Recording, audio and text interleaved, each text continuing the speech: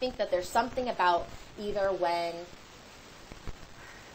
with Millie and with dancing together at the wedding before Ashley decides to leave, there's something in there that there's going to have to be a big, I don't know, not quite sure what it's going to be yet, but there's something in there that has to be ultimately, why does she decide to leave and go back to Dallas and rather than stay, or rather than, they don't have any understanding, why don't they come to any sort of understanding before they leave or what. So that's kind of on my brain. I've been thinking about it and trying to figure that out. I'm still doing my research with Return to Me, The Best of Me, and Persuasion, kind of looking at those. And so we'll have some, be able to kind of use that info to help us, I'm sure, with the middle build on the ending payoff. Because I think your beginning hook is really solid right now as far as like how it plays out. Okay, so I feel like I need to write all this. I need to email us what our plans are for this week. It's kind of a lot. So again, and it's really, we're kind of going at your pace. Whatever you're able to do or want to do. I know this isn't the only thing you've got going on in your life. So I certainly want to make sure you have, you get each week is rich enough. It has enough material in it that you don't feel like, well, that was kind of a wasted week. You want to make sure you always have enough to do, because honestly, there's so much that we can do. It's just a matter of to be able to just make a good use of your time, and so that way, even if these 5 weeks that we had together, or last week and these next today and then the next 3 after this, even if that's all that we do, and then you kind of take it and run with it the rest of the way, I want to make sure we at least get you through talking about each piece of the story so that you'll have these calls and you'll be able to kind of continue to work through it on your own, even if I'm not there with you every week as you do it. So I want to make sure we kind of get through the beginning hook, the middle build, the ending payoff, and have each section kind of at least lined out with the 5 commandments, and you have each scene kind of at least planned. And even if you're not able to execute the entire thing in the next month, because that's kind of a lot, that's okay. We'll just have at least talked through things and have things planned really clearly. So that way you'll be able to then take this stuff, go back through the recordings, listen to me yammer at you a lot more, and then, but then that way you'll be able to execute them as you can, So I'm kind of trying to be strategic with kind of what we talk about each week, so that way we leave you with a really great plan. And then if you're able to or you want to continue, then great. We'll just start going into the scene-by-scene stuff, and we can really dig in and execute that stuff. But no matter what, we'll have a really great overall plan for you to finish this draft and, execute it strong. So, does that make sense? Yes, it does. Okay, cool. So I'm going to pull up in my email really quick and just kind of write down what we talked about, and some, clear homework for you and clear homework for me. And that will kind of be where we go next.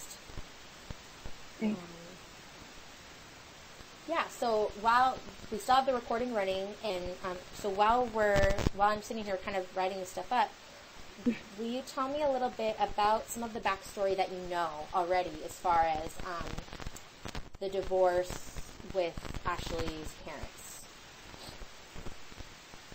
Have you thought about that? What sort of stuff about that do you know? No, because I'm still trying to decide exactly how I want that to play out, because like I said, Ashley is modeled a lot after me and my life, and I don't want to put too much of my actual life in there, because my parents both do want to read this. They're trying to rush me to finish because they want to read it.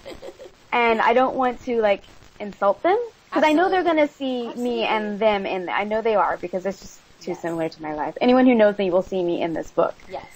So I'm trying to figure out exactly how much to put, because I know for a fact that my dad views the divorce way different than my mom does, and they both view it differently than I do. Because I was 18 when they divorced, which is older than Ashley was, but I was 18, and I don't know how personal I should get with you. Well, you're not going to share this. No, this is whatever you feel comfortable. No, this is us. This is we're our own little isolated little team here. So whatever you feel comfortable. But it's interesting how you really dig into yourself.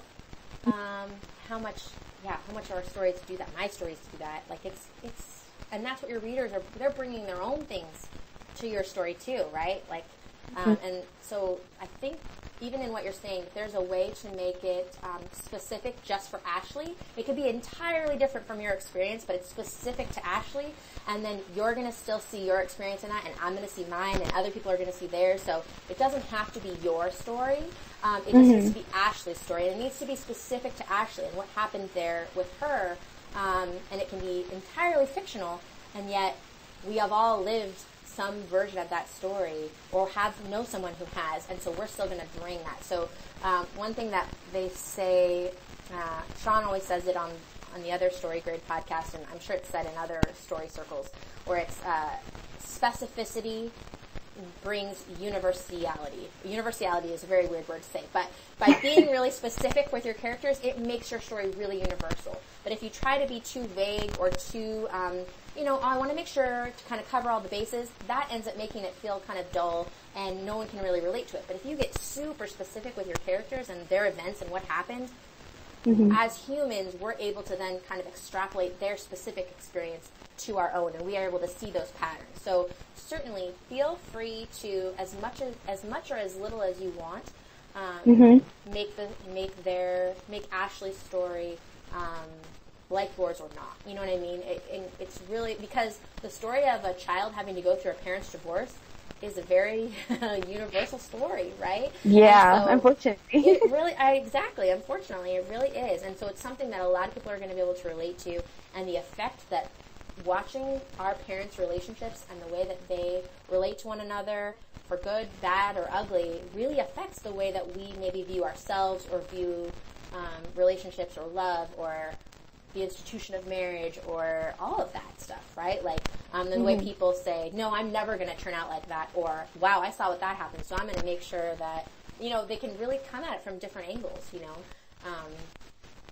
and until we can really get to that place of maturity where we say, look, it happens, right? But it doesn't mean that, it's like, it's living in the gray, right? Living in the fact that it isn't just this or that. It's, messy divorces happen, people get their hearts broken, but also it's that paradox. Both things can exist in the same space, right?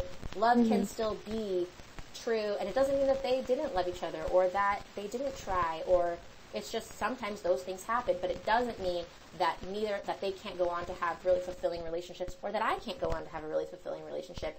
And it doesn't even mean that if I have a fulfilling relationship and that bad things aren't going to happen, things happen, like, that you never intend. And it doesn't necessarily have to be about, infidelity or anything like that. People lose parents or lose children, and people change, and it affects them in these different ways.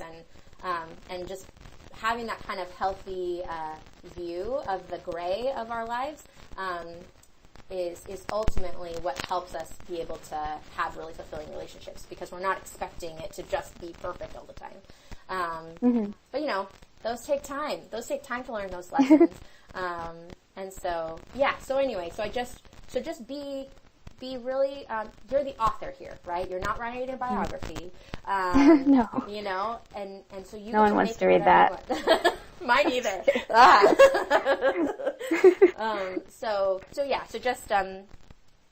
I think it is. You can find a way that it doesn't even have to look like your family at all, or it can. It's just really up to what you want it to do.